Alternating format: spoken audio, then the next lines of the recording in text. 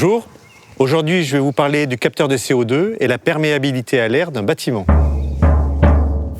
Alors on a installé cet appareil dans cette salle de réunion il y a de ça quelques jours. On va pouvoir comparer et voir l'évolution du taux de CO2. On voit que pendant le week-end, on est à 400 ppm.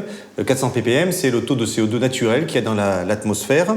Et puis on voit les pics de ppm pendant les réunions. Et on dépasse les 1010 ppm. Ça veut dire que les hommes ont apporté plus de 600 ppm.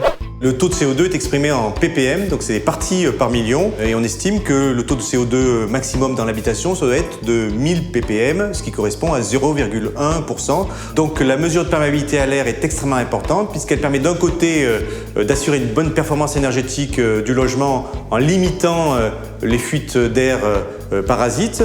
Et puis de l'autre côté, il faut s'assurer d'un renouvellement d'air satisfaisant qui est de 18 m3 par habitant et par heure. Rappelons que le Q4 PA Surf dans le logement doit être inférieur à 0,6 pour la maison individuelle et à 1 pour le logement collectif.